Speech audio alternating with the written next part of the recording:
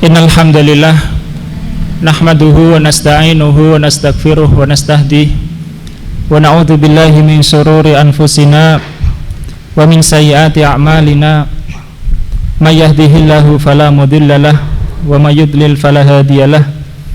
Asyhadu an la ilaha illallah wahdahu la syarikalah wa asyhadu anna Muhammadan abduhu wa rasuluh.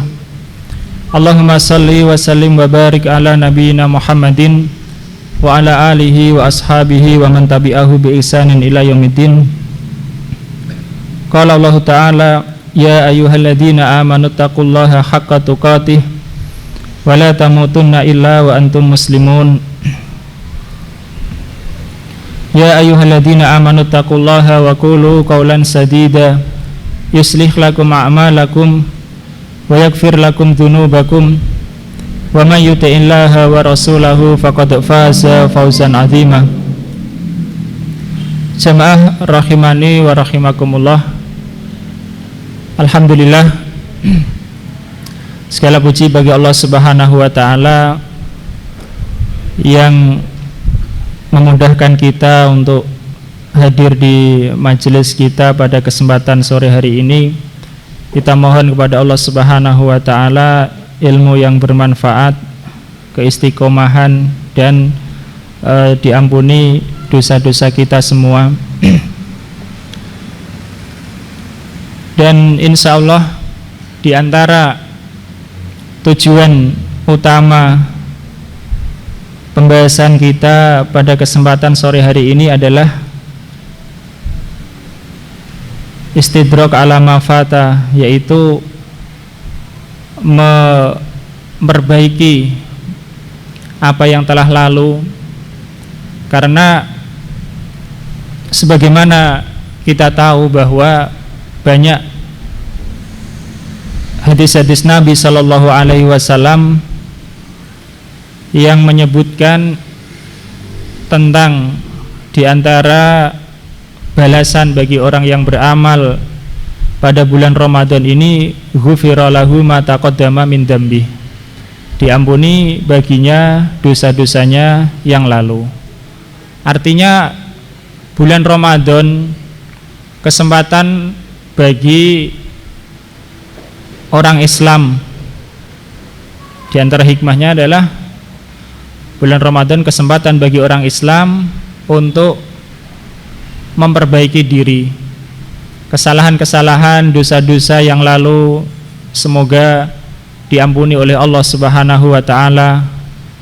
Kemudian rasa malas, rasa jemu atau kurang semangat di dalam ibadah, semoga itu berkurang pada bulan Ramadan yang dilaluinya atau yang ditemuinya.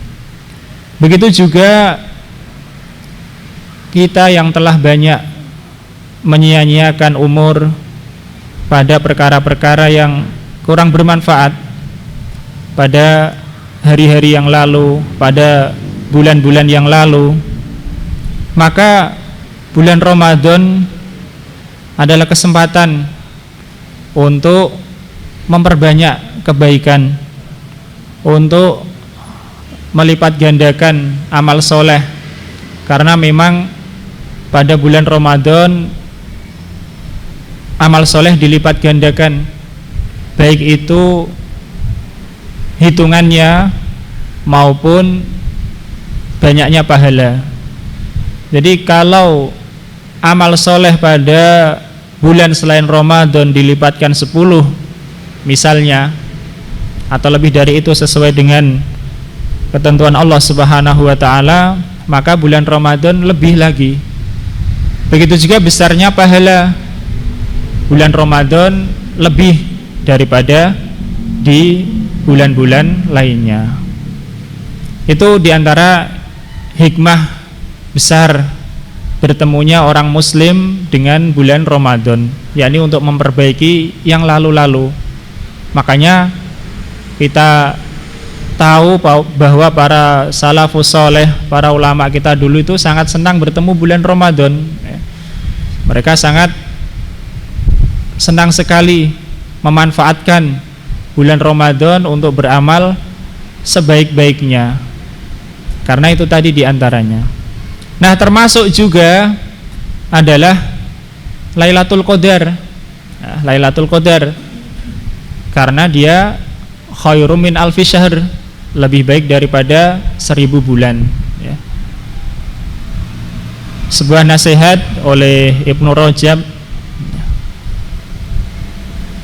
bahwa maknanya ya, wahai orang yang telah menyia-nyiakan umurnya pada sesuatu yang tidak berguna, maka perbaikilah pada Lailatul Qadar. Karena Lailatul Qadar itu sebanding dengan umur manusia, bahkan lebih. Lailatul Qadar sebanding dengan 1000 bulan. Kebaikannya bahkan lebih ya.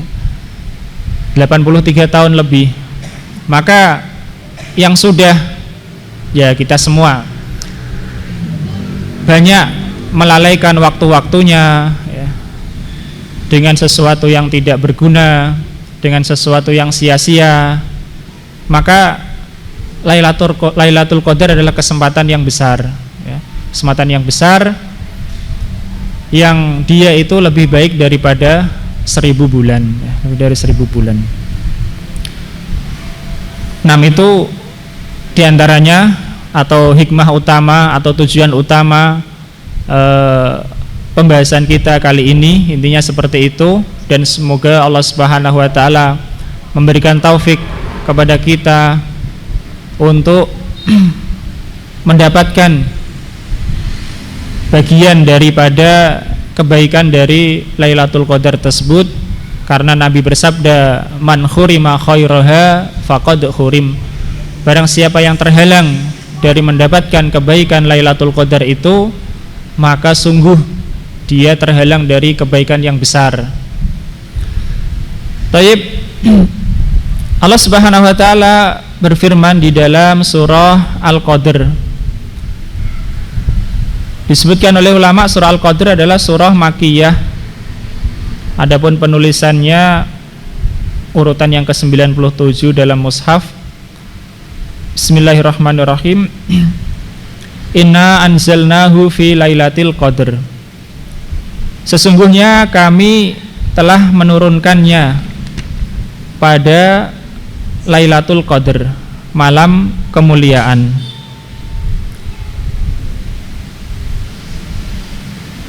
Para ulama sepakat, inna anzalnahu, sesungguhnya kami telah menurunkannya, maksudnya adalah menurunkan Al-Quran. Meskipun ini domir kembalinya kemana ya. Biasanya kalau domir itu kan ada kembalinya, ada isim dohir dulu baru setelahnya domir, kan begitu. Nah, ini enggak ada. Sejak awal inna anzalnahu, hu kembali kemana? Tapi ini kepada sesuatu yang sudah maklum secara ahad, ya ini sudah diketahui bahwa itu yang dimaksud adalah Al-Quran, dan sepakat tidak ada perbedaan. Fi lailatul qadr, pada Lailatul Qadr,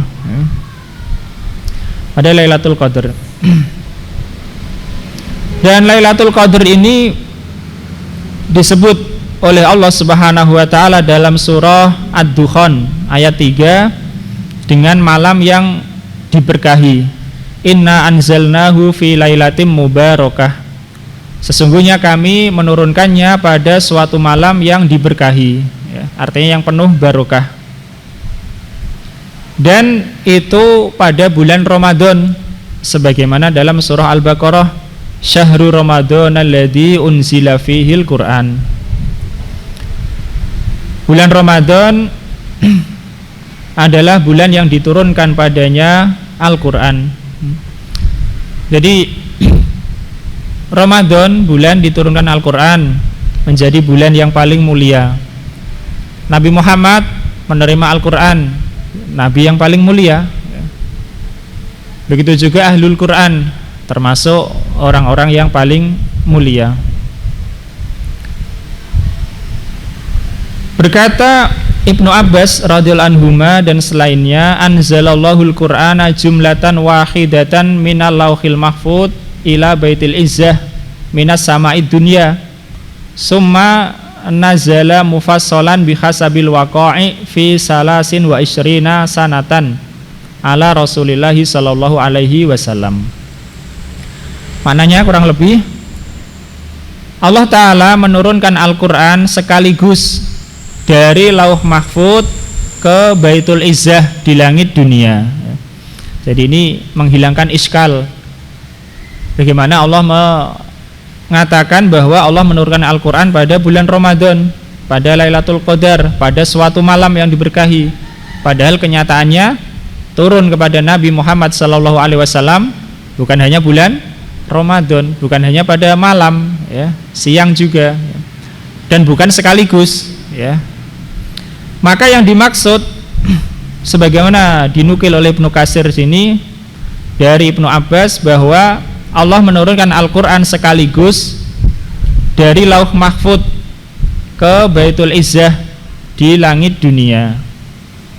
Jadi ini penurunan yang pertama atau yang kedua, ya. Yang kedua karena Al-Quran itu adalah kalamullah. Kalamullah diturunkan dulu ke Lauh Mahfud, ya. Dari Lauh Mahfud ke Baitul Izzah di langit dunia. Dari Baitul Izzah di langit dunia diturunkan kepada Nabi Muhammad sallallahu alaihi wasallam. Jadi 3 kali, ya. Al-Quran turun 3 kali. Dari Allah karena itu kalamullah ke Lauh Mahfud. Dari Lauh Mahfud ke Baitul Izzah di langit dunia. Dari Baitul Izzah di langit dunia ke Rasulullah sallallahu alaihi wasallam. Sebagaimana lanjutan makna dari perkataan beliau radhiyallahu anhuma, kemudian turun secara terpisah-pisah sesuai dengan kejadian selama 23 tahun kepada Rasulullah sallallahu alaihi wasallam, ya. Turun selama 23 tahun kepada Rasulullah sallallahu alaihi wasallam secara terpisah-pisah. Sejak beliau mendapatkan wahyu Al-Quran pertama pada umur 40 tahun sallallahu alaihi wasallam sampai menjelang wafatnya, ya, selama 23 tahun. Insyaallah ini paham, ya. Jadi turunkan Al-Quran pada Lailatul Qadar maksudnya adalah menurut Ibnu Abbas dan juga selainnya dari Lauh Mahfud ke Baitul Izzah di langit dunia. Nah kalau dari Allah ke Lauh Mahfud kapan? Wallahu a'lam, ya. Wallahu a'lam. Itu wallahu a'lam. Zaman azali tidak ada yang tahu, ya. Karena huwal awwalu wal akhiru wal zahiru wal batin. Dialah Allah yang awal dan yang akhir. Tidak ada awalnya, dia nggak tahu, kita nggak tahu. Nah itu ayat yang pertama. Ini dipakai.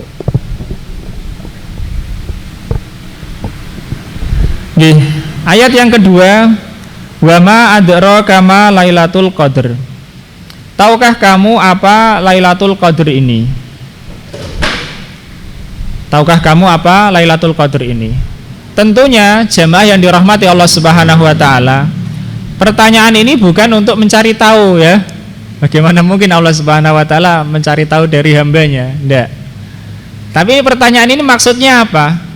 Maksudnya adalah supaya hamba perhatian, supaya yang mendengar ini memperhatikan atau menyadari bahwa yang akan disebutkan ini perkara yang sangat besar, ya. Besar. Bukan berarti ini wa ma adraka ma Lailatul Qadar terus pertanyaan Al-Quran bertanya kepada hamba, ya tidak mungkin seperti itu, ya.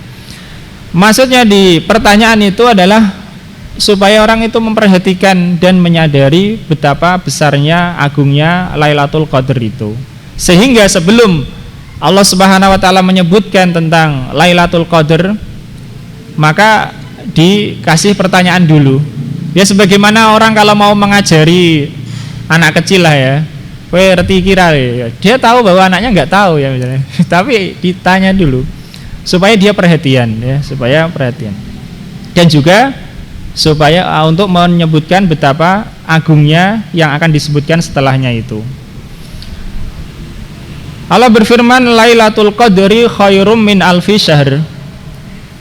Lailatul Qadar itu lebih baik daripada 1000 bulan.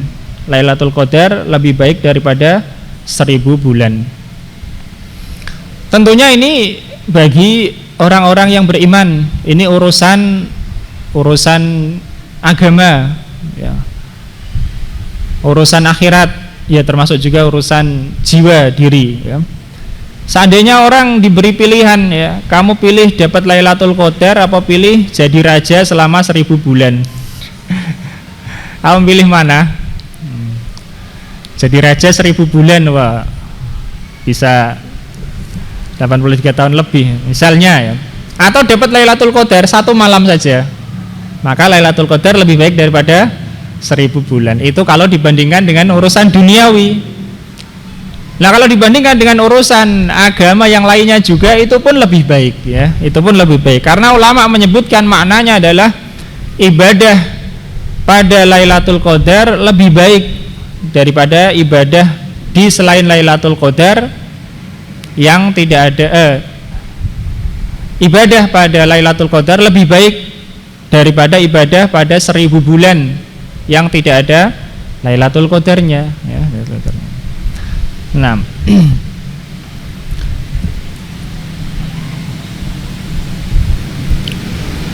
kemudian ayat yang keempat, tanazzalul malaikatu warruhu fiha biidni rabbihim min kulli amr. Tanazzalu asalnya adalah tatanazzalu, ya, taknya dihapus 1 karena tanazzalu tidak mungkin fi'il madhi, itu fi'il mudhari'. Taknya dihapus 1. Tanazzalul malaikatu, para malaikat turun, warruhu dan ruh, yakni malaikat Jibril. Begitulah tafsir yang masyhur, ya. Ruh maksudnya adalah malaikat Jibril. Fiha, padanya, yakni pada malam itu, biidni rabbihim min kulli amr, dengan izin dari Rabbnya, min kulli amr, pada atau untuk semua urusan, ya, semua urusan.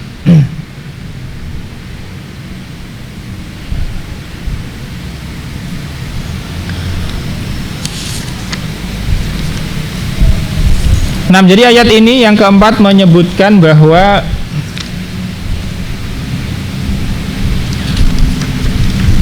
para malaikat, ya, turun, banyak malaikat yang turun pada Lailatul Qadar tersebut.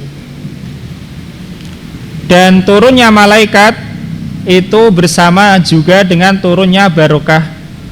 Turunnya malaikat itu turun bersama turunnya barokah.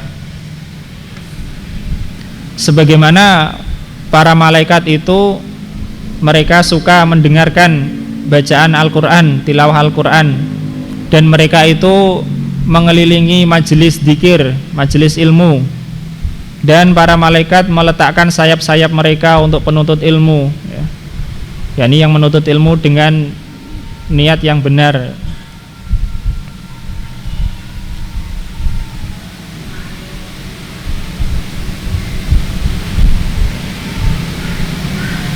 Adapun firman Allah Subhanahu wa taala min kulli amr, ya, min kulli amr, dengan segala urusan, ya.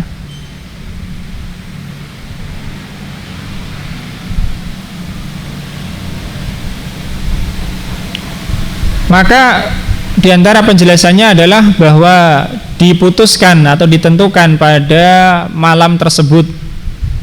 Diputuskan pada malam tersebut kejadian yang akan terjadi pada 1 tahun yang akan datang. Tahun yang akan datang, jadi para malaikat diberi tahu, ya, tugas mereka selama 1 tahun yang akan datang, ya. Artinya yang berkaitan dengan manusia. Jadi takdir itu secara asal itu hanya Allah Subhanahu wa taala yang Maha tahu. Tidak ada yang tahu perkara yang gaib kecuali Allah Subhanahu wa taala. Tetapi ada pula yang diberitahukan kepada malaikat, yang manusia tidak tahu, tapi malaikat diberitahu oleh Allah Subhanahu wa taala.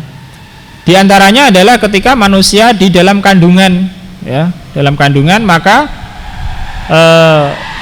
yursalu ilaihil malak wa yu'maru bikatbi rizkihi wa ajalihi wa amalihi wa syakiyun aw sa'idun, ya. Diutus kepadanya seorang malaikat, 1 malaikat, ya, dan diperintahkan untuk menulis rezekinya. Berarti malaikat tahu karena dia menulis rezekinya, ajalnya, amalnya celaka atau bahagia. Jadi malaikat mengetahui. Termasuk juga ini pada Lailatul Qadar para malaikat diberitahu 1 tahun. 1 tahun ya. 1 tahun yang akan terjadi jatah bagi manusia orang per orang sudah ditentukan jatahnya. Kita nggak tahu, malaikat tahu. Kalau begitu bisa dicuri oleh setan beritanya? Jawabannya enggak. Karena setelahnya Allah Subhanahu wa taala berfirman salamun ya, salamun ya, ini keselamatan. Ini setan tidak bisa mengetahui ya, itu tetap terjaga. Setan jin pun tidak tahu ya. Disebutkan dalam tafsirnya bahwa setan tidak bisa berbuat buruk pada malam itu ya. Termasuk diantaranya berbuat buruk adalah mencuri-curi berita takdir itu, tidak bisa salamun. Tapi ada juga makna salamun, maksudnya adalah bahwa malaikat itu mengucapkan salam kepada orang-orang mukmin, terutama yang mereka iktikaf di masjid ya. Jadi diriwayatkan dari itu bahwa salamun, yakni para malaikat mengucapkan salam pada malam itu bagi para ahli masjid ya, bagi para ahli masjid. Tetapi ada riwayat yang lebih apa ya, lebih luas dari itu ya, ini untuk harapan ya, harapan bagi kita. Disebutkan oleh Imam Nawawi dalam Al-Majmu', salamun yakni malaikat itu yusallimuna alal mu'minin, para malaikat itu mengucapkan salam kepada orang-orang yang beriman. Tetapi ada syarat juga ternyata ya, sebagaimana dikatakan oleh Ibnu Abbas radhiyallahu anhuma, yusallimuna ala kulli mu'minin illa mudmina khamrin au musirran ala maksiatin au kahinan au musyakhinan. Yaitu para malaikat mengucapkan salam kepada orang beriman kecuali orang yang kecanduan khamr, minuman keras, tidak dapat salam malaikat. Atau dia terus-menerus dalam kemaksiatan.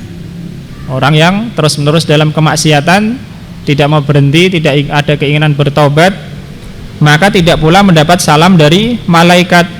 Atau dukun juga tidak mendapatkan salam dari malaikat. Au musyakhinan, atau orang yang sedang bersengketa, orang yang bersengketa sama mukmin ya, bukan alasan yang hak, maka ini tidak mendapatkan salam dari malaikat. Nah, jadi itu diantara makna tafsir kata salamun, bisa bermakna yakni keselamatan, setan tidak bisa berbuat buruk pada malam itu, tidak bisa mencuri-curi berita ketetapan takdir meskipun diputuskan pada malam itu. Bisa juga bermakna salamun, yakni para malaikat yang turun itu mengucapkan salam kepada orang-orang beriman, kecuali orang beriman yang kecanduan minuman keras khamr, atau yang terus-menerus dalam kemaksiatan, atau dukun ya, atau orang yang dia itu sedang bermusuhan dengan sesama mukmin. Ini dinukil oleh Imam Nawawi dalam Al-Majmu' dari Ibnu Abbas. Masih lanjutannya itu faman asabahu salamu ghufira lahu ma taqaddama. Barang siapa yang mendapatkan salam dari malaikat itu pada malam itu, maka diampuni dosa-dosanya yang telah lalu ya, yang telah lalu. Nah, dan terakhir hatta matla'il fajr, sampai terbit fajar.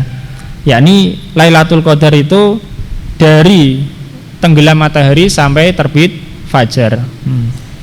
Di nukil dari perkataan Qadim oleh Imam Syafi'i ya, bahwa barang siapa yang sholat isya berjamaah ya, maka dia mendapatkan bagian dari kebaikan Lailatul Qadar. Sholat isya berjamaah dan sholat subuh berjamaah. Meskipun kalau masuk waktu subuh ya sudah habis malam ya, tapi bisa jadi orang yang sholat subuh berjamaah menunjukkan bahwa malamnya dia mendapatkan kebaikan dari Lailatul Qadar ya. Itu dinukil dari perkataan Imam Syafi'i yang qadim bahwa barang siapa yang dia itu sholat isya berjamaah dan sholat subuh berjamaah, maka termasuk mendapatkan bagian kebaikan dari Lailatul Qadar. Dari sini kita tahu bahwa barokah atau kebaikan Lailatul Qadar itu tidak mesti sama setiap orang, ya, tidak sama setiap orang. Tergantung tentunya hidayah taufik dari Allah Subhanahu wa taala, kemudian kesungguhannya dia, ya. Kesungguhannya dia di dalam menghidupkan Lailatul Qadar tersebut. Naam.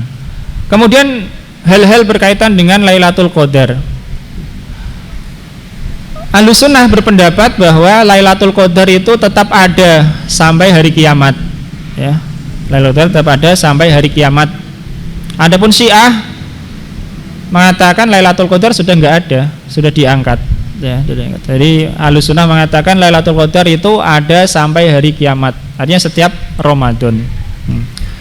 Yang pertama. Kemudian yang masyhur, jadi ada perbedaan antara Sunnah dan Syiah. Kemudian yang masyhur bahwa Lailatul Qadar itu ada 10 hari yang akhir, ya, pada 10 malam yang akhir. Ini yang masyhur di kalangan ulama Ahlussunnah begitu. Yang Lailatul Qadar itu pada 10 malam yang akhir. Nah, 10 malam yang akhir itu ngitungnya dari 21 atau dari akhir Ramadan? Jawabannya ya dari 21. Kenapa? Karena di sana ada riwayat menyebutkan bahwa dulu Nabi pernah iktikaf di 10 awal. Ada pula 10 pertengahan, kemudian 10 akhir. Nah, tentunya 10 awal, 10 pertengahan ini kan sudah berapa hari? Sudah berapa? 20 kan, 20. Nah, sehingga lebihnya ya 10 akhir itu, ya. Lebihnya 10 akhir. Jadi dimulai dari malam 21. Itu 10 akhir. Meskipun nanti akhirnya misalnya ternyata hanya 9 malam, ya. 9 malam. Karena sudah biasa orang Arab itu mengatakan 10, tapi maksudnya ya kurang lebih sedikit lah, itu udah biasa, ya. Sehingga kalau ada riwayat mengatakan umur Nabi 60 tahun, ya tidak mesti riwayatnya salah, karena bisa 60 tapi maksudnya ya 63, ya, lebih sedikit.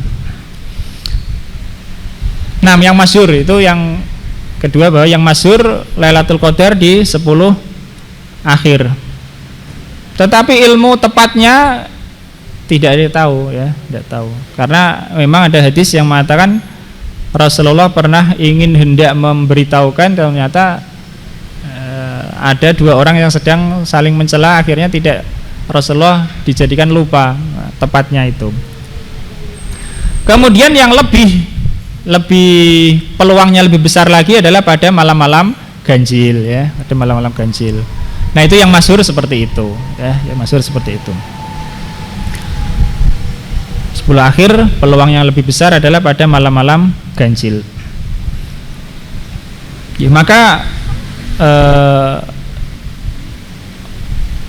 bagi orang muslim hendaknya lebih menambah, ya, semangat pada 10 akhir, ya, malam 10 yang akhir, supaya mendapatkan bagian di antara kebaikan Lailatul Qadar. Karena sebagaimana kita katakan tadi, kita sebutkan ini juga demi memperbaiki yang telah lalu, kekurangan-kekurangan yang lalu, ya. Maka 1 malam ini sebanding dengan umur manusia, bahkan lebih, ya, bahkan lebih. Yang dulu kurang-kurang, ya, kurang semangat, males, ya, sia-sia. Nah, Lailatul Qadar ini bisa jadi menambal itu semua, ya. Kalau yang dulu sudah enggak kurang misalnya, sudah bagus semua, ya lebih bagus lagi, lebih ditingkatkan, lebih besar pahalanya.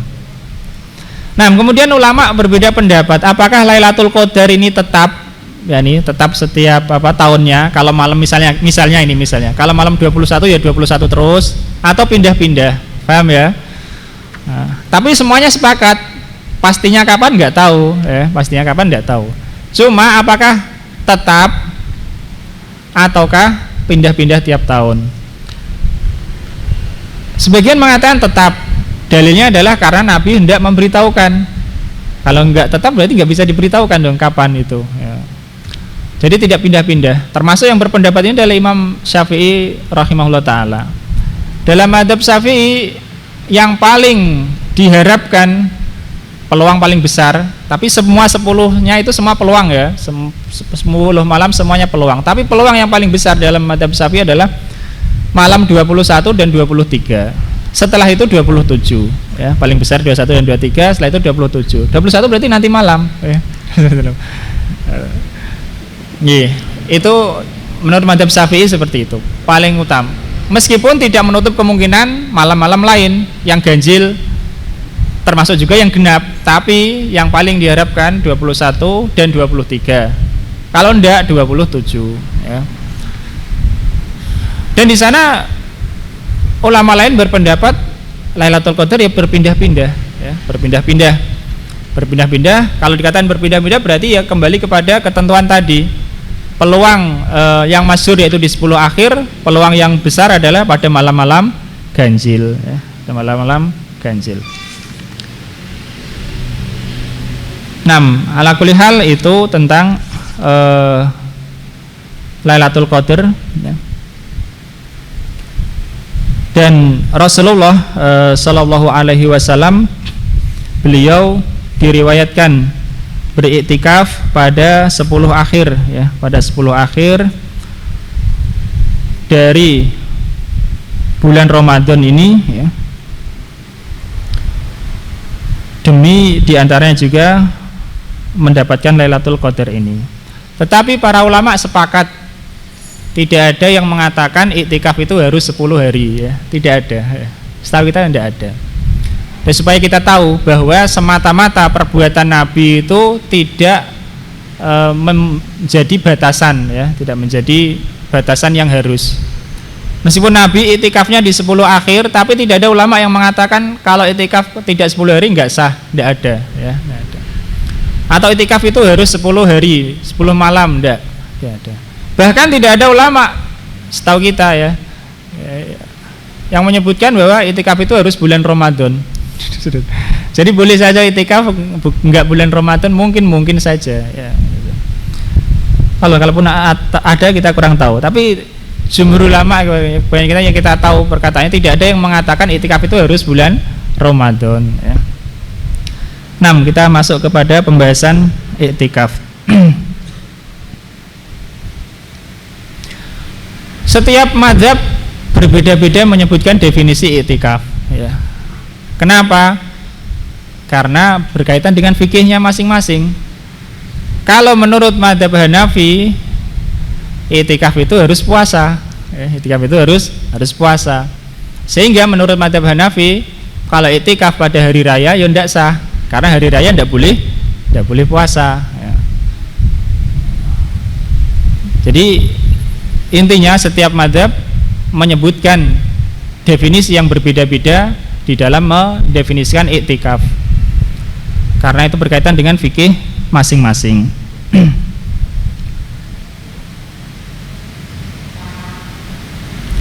Adapun secara bahasa ya, iktikaf itu artinya ya berdiam diri ya, melazimi sesuatu, itu namanya iktikaf. Berdiam diri dan melazimi sesuatu itu iktikaf ya. Dan iktikaf ini sudah masyhur di kalangan umat-umat terdahulu ya. Iktikaf sudah masyhur di kalangan umat-umat terdahulu, yakni bukan hanya pada umat Islam. Allah Subhanahu wa taala berfirman, wa ahidna ila Ibrahim wa Ismail an tahhira baitiya lit-taifina wal akifina waruka'is sujud. Dan kami perintahkan kepada Ibrahim dan Ismail alaihi wassalam, yaitu bersihkanlah rumahku, yakni Masjidil Haram, untuk memfasilitasi orang-orang yang tawaf, orang-orang yang beriktikaf, orang-orang yang ruku dan orang-orang yang sujud. Jadi iktikaf sudah ada sejak umat-umat terdahulu ya, bukan hanya umat Islam. Dan bahkan secara bahasa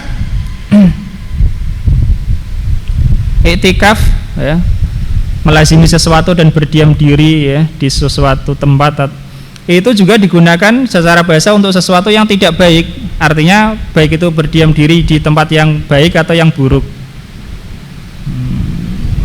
Sebagaimana perkataan sebagai nabi kepada umatnya, ma hadhihi tamasilulati antum laha akifun, ya. Patung-patung apakah ini yang kalian itu beriktikaf padanya, ya. Nah, adapun secara syariat para ulama beda lagi ya menyebut yang tadi sebagaimana kita sebutkan. Tapi intinya secara syariat Islam adalah syariat itu adalah berdiam diri di masjid, ya, berdiam diri di masjid yang dilakukan oleh orang tertentu dengan niat tertentu, ya. Berdiam diri di masjid yang dilakukan oleh orang tertentu, yakni orang ada syaratnya dengan niat tertentu. Sehingga arti iktikaf secara syar'i ini merubah dari arti iktikaf secara bahasa bisa untuk baik dan buruk menjadi untuk kebaikan, ya, menjadi untuk kebaikan. Dan tidak ada setahu kita hadis yang sahih yang menyebutkan keutamaan iktikaf, tidak ada. Ya, ini maksud saya iktikaf, barang siapa iktikaf semalam pahalanya sekian sekian sekian, itu tidak ada hadis yang sahih yang kita tahu, tidak ada. Tetapi secara umum banyak, ya.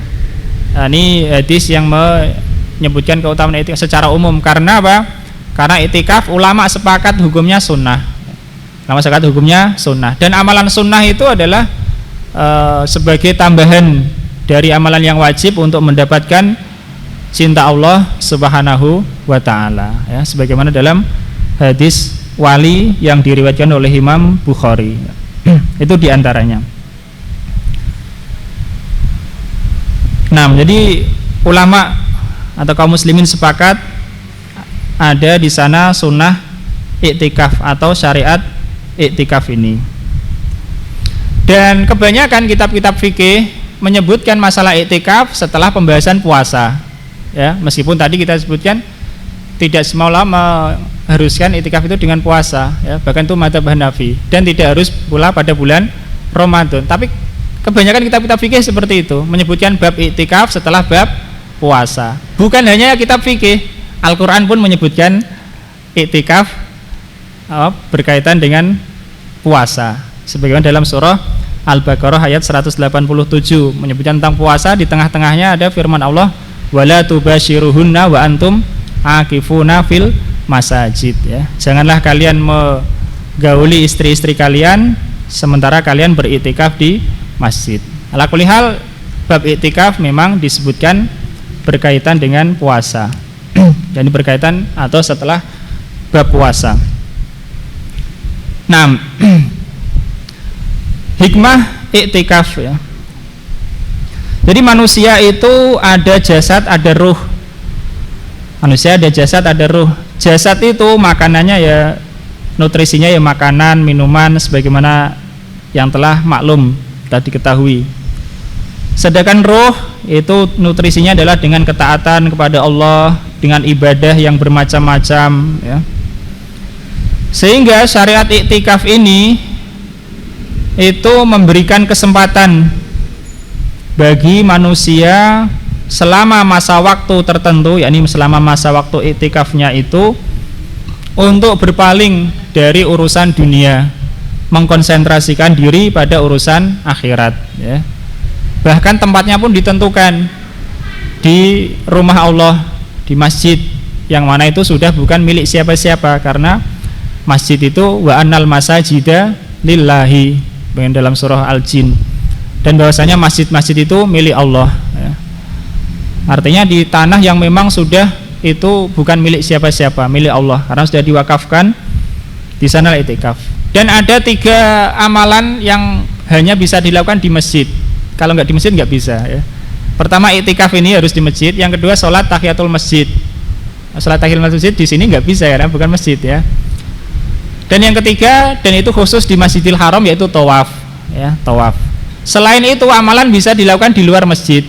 Bahkan sholat sunnah setelah tawaf pun bisa dilakukan di luar masjid. Kalau masjidnya nggak muat misalnya, ya, sholat sunnah tawaf di luar masjid misalnya, ya, bisa. Tapi kalau iktikaf dan tahiyatul masjid tidak bisa dilakukan kecuali di masjid. Kalau tawaf tidak bisa dilakukan kecuali di Masjidil Haram. Di luar Masjidil Haram tawaf nggak bisa, ya, nggak bisa. Jadi itikaf memberikan kesempatan bagi orang yang beritikaf untuk mengkonsentrasikan diri dalam urusan akhirat dan memutus sementara dari perkara-perkara dunia, syahwat-syahwat diri, ya. Sehingga dengannya akan menambah keimanannya, ya, dan membersihkan jiwanya, dan hikmah-hikmah lainnya yang banyak. Nah, adapun hukum iktikaf secara asal adalah sunnah. Iktikaf hukumnya sunnah, dan namanya amalan sunnah itu menjadi wajib kalau orang menadarkan, ya. Jadi kalau nggak nadar iktikaf ya nggak wajib, hukumnya sunnah. Setahu kita tidak ada perbedaan ulama. Secara asal iktikaf hukumnya ya sunnah. Wajib itu kalau dinadarkan, ya. Karena amalan sunnah menjadi wajib kalau orang bernadar untuk melakukannya.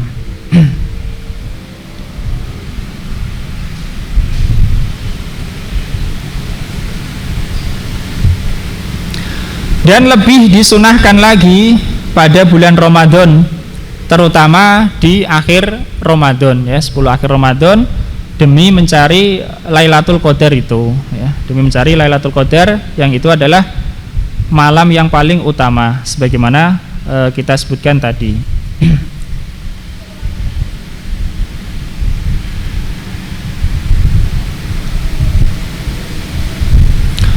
Nah, itu hukum iktikaf secara asal adalah sunnah. Lebih disunahkan lagi pada bulan Ramadan dan lebih ditekankan kesunahannya di 10 akhir Ramadan.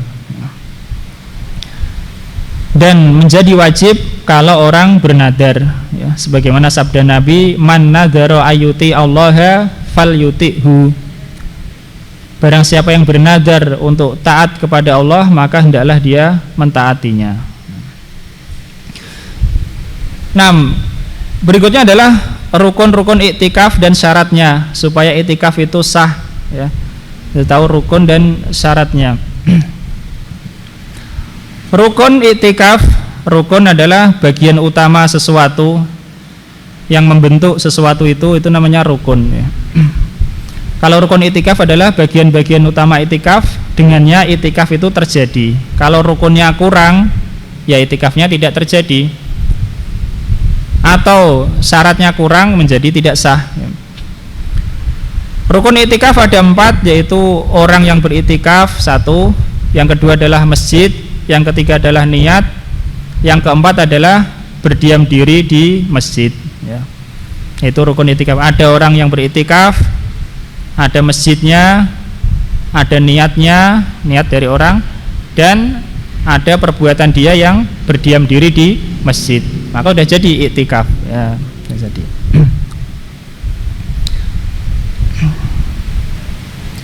Kemudian disyaratkan yang pertama, orang yang beriktikaf ada syaratnya.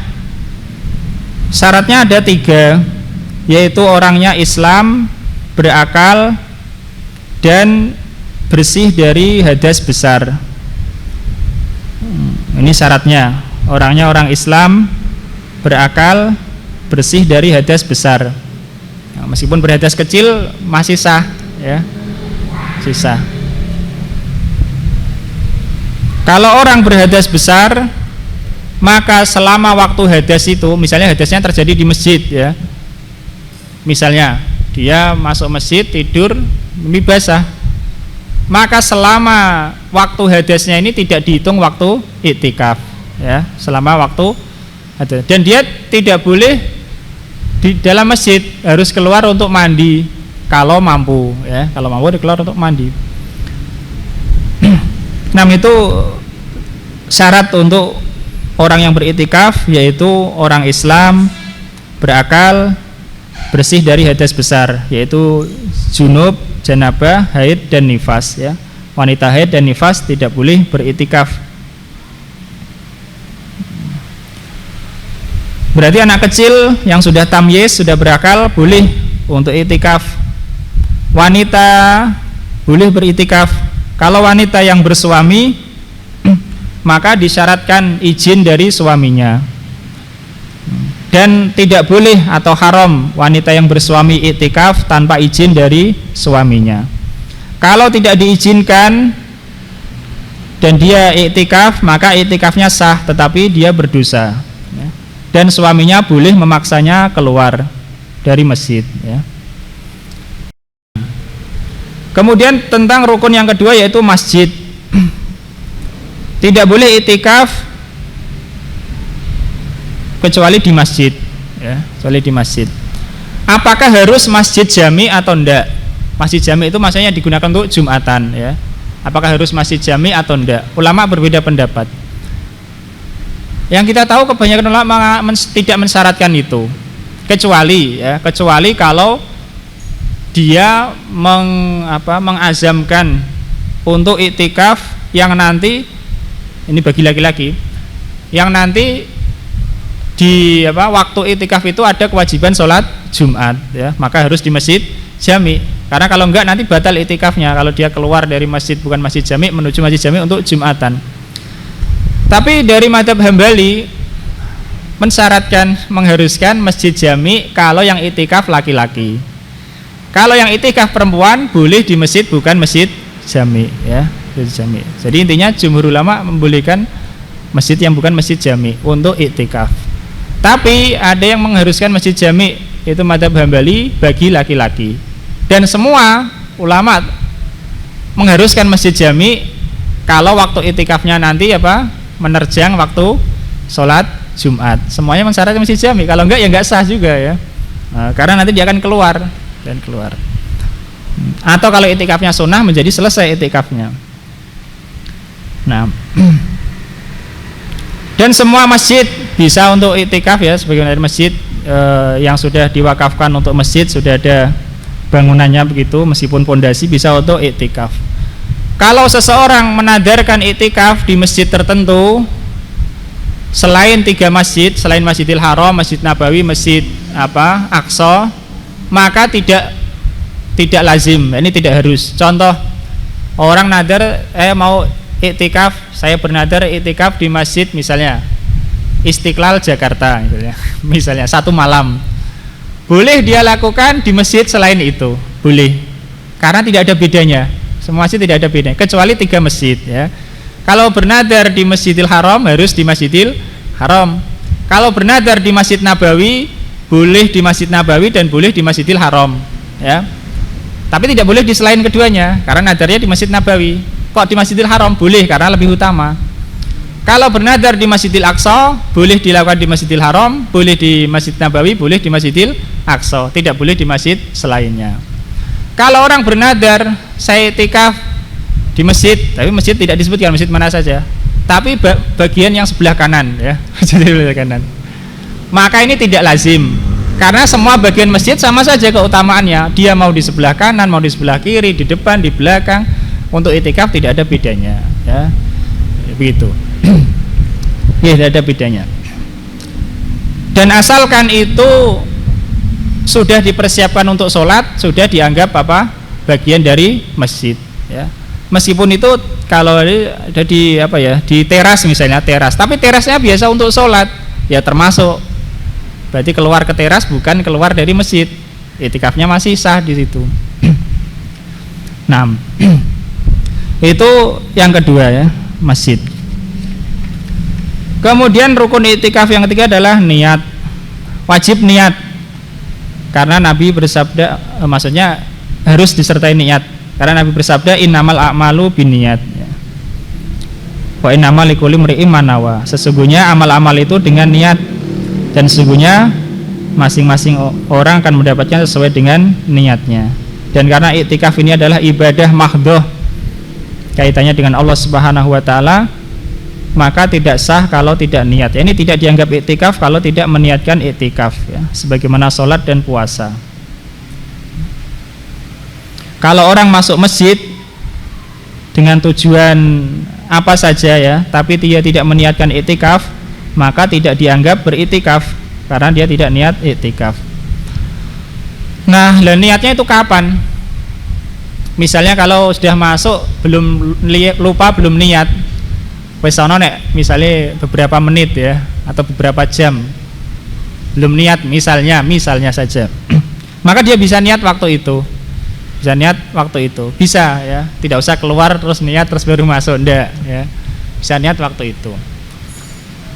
Bahkan kalau menurut madzhab Syafi'i kan, masyhur ya, kalau niat menurut madzhab Syafi'i itu adalah di awal perbuatan ya, itu madzhab Syafi'i seperti itu. Niat wudu di awal wudu ketika basuh apa? Wajah. Niat sholat ketika takbiratul ihram, itu kalau madzhab Syafi'i, niatnya di hati ya. Jadi ucapan usolli itu kalau dalam madzhab bukan dianggap niat, karena niat yang sebenarnya itu saat takbiratul ihram, itu untuk membantu saja. Nah begitu juga iktikaf ini harus sudah di dalam masjid orangnya ya, harus sudah di masjid baru berniat, itu kalau madzhab Syafi'i. Tapi kalau madzhab lain yang mendefinisikan niat itu beda, karena definisi niat saja ulama itu berbeda pendapat ya. Ya antum kira perkara fikih itu ya intinya ya begitu aja, semua banyak perbedaan. Definisi niat saja ulama beda pendapat ya. Kalau menurut madzhab Hambali niat itu termasuk syarat sholat ya. Kalau madzhab Syafi'i niat itu termasuk rukun sholat ya. Karena niat itu termasuk bagian dari sholat. Nah, karena ulama lain ada yang menyebutkan niat itu ya sebelum perbuatan. Tapi kalau madzhab Syafi'i niat itu ya di awal perbuatan, itu bedanya. Jadi bebaslah. Nah, jenengan niat sebelum masuk masjid ya silahkan. Niat di awal masuknya itu ya silahkan. Setelah duduk berapa lama-lama misalnya lali baru niat juga tidak mengapa. Kemudian kalau orang keluar dari masjid bukan untuk kebutuhan manusiawi, artinya bukan untuk makan, minum, buang hajat dan semisalnya, maka dia harus memperbarui niat kalau nanti masuk lagi ya, Tapi kalau dia keluar untuk buang air misalnya, atau keluar untuk bersuci, atau keluar untuk makan sekalipun ya, maka tidak harus mengulangi niatnya kalau dia tidak mampir-mampir ya. Nah kalau mampir-mampir ini beda. Misalnya iktikaf tidak ada makanan di masjid, adanya di warung. Nah, dia boleh keluar beli makanan kemudian kembali, tidak harus memperbarui niat, kecuali kalau mampir yang bukan tujuan untuk membeli makanan itu tadi, maka dia harus memperbarui niatnya. Karena apa? Karena mampirnya itu membatalkan iktikafnya. Ala kulli hal, kalau keluar untuk urusan yang harus itu ya, yang manusiawi yang tidak bisa ditinggalkan ya, maka ketika masuk lagi tidak harus memperbarui niat. Tapi kalau keluarnya untuk sesuatu yang tidak diharuskan, maka masuk harus memperbarui niat. Nah, kemudian rukun yang keempat iktikaf ini adalah berdiam diri di masjid ya, Nah, ini ulama beda pendapat. Berapa lama minimal ya? Berapa waktu orang minimal berada di dalam masjid supaya dianggap dia itu apa? Iktikaf sah. Apakah harus 10 hari? Tadi kita katakan nggak ada ya yang mengatakan 10 hari, nggak ada. Apakah harus sehari semalam, ataukah harus sehari, atau asalkan sudah berada di dalam, wes meneng, pokoknya di dalam masjid berdiam diri, sudah dianggap berdiam diri di masjid meskipun sebentar, apakah seperti itu sudah bisa dianggap iktikaf? Ulama beda pendapat. Madzhab Maliki mengatakan iktikaf itu minimal sehari semalam, itu yang masyhur dalam madzhab Maliki begitu. Tapi ada pula pendapat dalam madzhab Maliki sendiri sehari, tidak harus sehari semalam, sehari. Dan sehari itu ya wallahu alam, apakah dalam madzhab Maliki seperti itu atau enggak. Sehari itu semalam sama dengan sehari ya. Karena ada riwayat bahwa Umar berkata kepada Nabi radhiyallahu anhu dan sallallahu alaihi wasallam, beliau bernadar iktikaf 1 malam di Masjidil Haram dan Nabi memerintahkan untuk melaksanakan nadarnya. Artinya bisa saja iktikaf itu apa? Satu malam. Nah, itu madzhab Maliki. Pendapat iktikaf itu minimal sehari semalam, atau pendapat lain dalam madzhab mereka 1 hari ya, 1 hari meskipun tidak pakai malam. Jumhur ulama mengatakan enggak, Iktikaf itu minimal ya pokoknya orang sudah berada di masjid, berdiam diri di masjid, meskipun sebentar sudah dianggap iktikaf. Ini pendapat kebanyakan ulama ya, dari mazhab Syafi'i, Hambali dan juga Hanafi ya. Selama itu iktikaf sunnah, dia tidak menadarkan ya. Kalau menadarkan semalam ya harus semalam sesuai nadarnya ya. Kalau bernadar iktikaf, misalnya ini perbedaan banyak hukumnya. Kalau misalnya orang bernadar, saya bernadar iktikaf misalnya, maka kalau menurut mazhab Maliki, nadarnya belum terlaksana kalau kurang dari sehari semalam atau kurang dari sehari. Tapi kalau menurut kebanyakan ulama, nadar yang sudah terlaksana meskipun dia berdiam diri di masjid cuma sebentar ya sebentar. Ala kulli hal, kebanyakan ulama mengatakan iktikaf tidak harus sehari semalam, bahkan tidak harus semalam, meskipun hanya sebentar saja. Bahkan dalam mazhab Syafi'i ini ya kalau ditinjau dari hikmah iktikaf sih kurang ya, tapi ini namanya juga hukum ya, kaitannya dengan masalah nadar itu. Misalnya iktikaf itu yang penting waktunya di masjid itu lebih lama daripada waktu tumak ninah. Waktu tumak ninah itu cuma berapa? Waktu tumak ninah ketika ruku itu minimalnya kan cuma sebentar sekali. Asalkan sudah lebih lama dari itu, sudah dianggap iktikaf ya. Tapi tentunya kalau dikaitkan dengan hikmah iktikaf ya kurang, karena hikmah iktikaf tadi adalah untuk mengkonsentrasikan diri ibadah kan begitu. Tapi kalau dikaitkan dengan masalah nadar ya sudah memenuhi nadarnya ya. Bahkan bisa jadi orang iktikaf tidak duduk ya.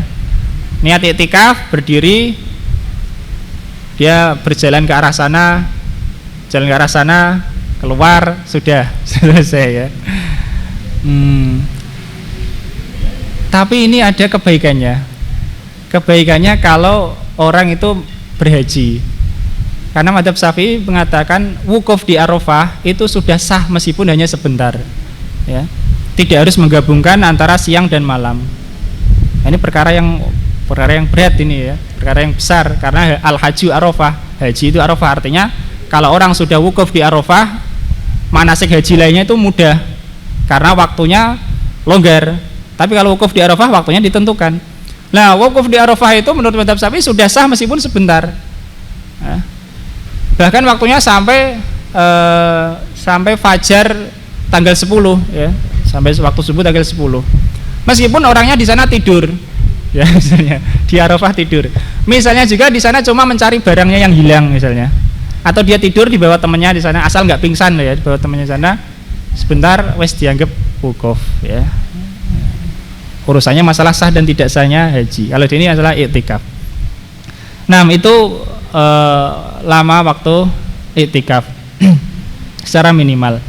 Jadi boleh ya, sah menurut kebanyakan ulama iktikaf meskipun hanya sebentar, kecuali kalau dia menadarkan selama waktu tertentu, maka wajib memenuhi nadarnya. Tetapi meskipun begitu disunahkan ya, disunahkan iktikafnya itu tidak kurang dari 1 malam atau 1 hari. Ini disunahkan ya. Tidak wajib, tidak harus ya. Demi apa? Demi keluar dari pendapat yang mengharuskan 1 malam itu tadi atau 1 hari, yaitu pendapat mazhab Maliki. Demi keluar dari perbedaan ulama ya disunahkanlah. Dan termasuk juga kalau orang berazam, misalnya ini tidak nadar, tapi orang ada dalam hatinya itu berazam, berkeinginan, saya ingin iktikaf 1 malam, dalam hatinya begitu.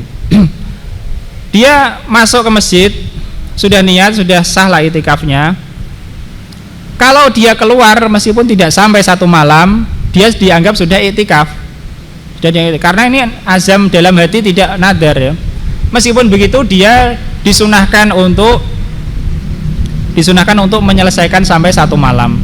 Kenapa? Karena ini seakan-akan ya ada keinginan kebaikan lah, ada keinginan kebaikan beriktikaf selama 1 malam, maka hendaknya dilaksanakan sebagaimana keinginan awalnya 1 malam. Meskipun itu tidak wajib. Kalaupun dia keluar di tengah malam, ya iktikafnya sudah sah. Itu tentang iktikaf, tentang rukun dan syaratnya. Dan boleh orang yang beriktikaf itu makan di luar masjid meskipun dia bisa makan di dalam Karena ada sebagian orang itu yang dia itu enggan untuk makan dalam masjid demi menjaga diri, menjaga kewibawaan. Itu tidak mengapa, makan saja terus masuk lagi. Nah,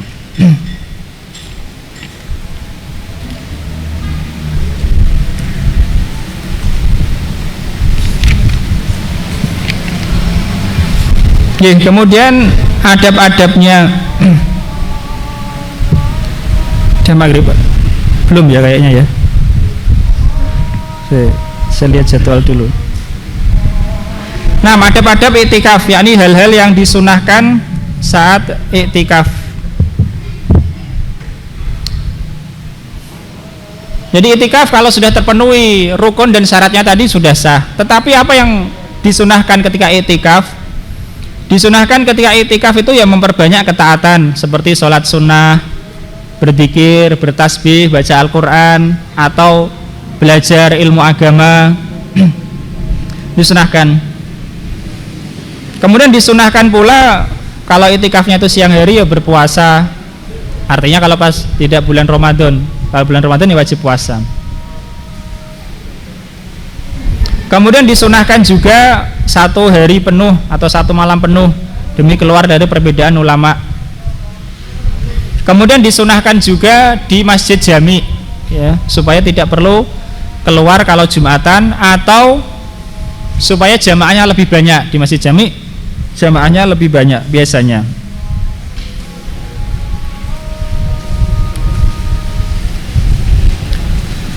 Dan ada hal-hal yang makruh ketika iktikaf. Dimakruhkan ketika iktikaf itu berdebat, ya, berdebat makruh. Hal-hal yang sia-sia makruhkan. Dimakruhkan pula bekam ketika iktikaf, ya, dalam masjid bekam. Kalau tidak khawatir mengotori masjid. Kalau khawatir mengotori masjid haram, tidak boleh, ya. Dan dimakruhkan memperbanyak bermuamalah, ya, bermuamalah saja. Kalau jual beli dalam masjid gimana hukumnya? Kalau jual beli sedikit untuk keperluannya iktikaf itu, ya, di masjid boleh. Ulama Syafi'iyah mengatakan boleh, ulama Hanafiyah juga mengatakan boleh. Kalau untuk keperluannya, kalau dia nggak bisa makan kecuali beli, dan dia bisa lakukan membeli makanan itu di dalam masjid, ya, boleh. Tetapi Madzhab Hanafi mengatakan kalau barangnya tidak ada di situ, ya. Karena jual beli tapi barangnya nggak ada. Tapi kalau ada barangnya ya dimakruhkan juga. Ala kulli hal kalau itu untuk keperluan itu dibolehkan.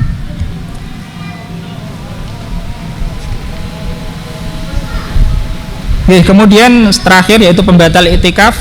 Yang pertama berhubungan badan secara sengaja, ini membatalkan iktikaf, ya. Atau dia mengeluarkan mani secara sengaja, membatalkan iktikaf, ya.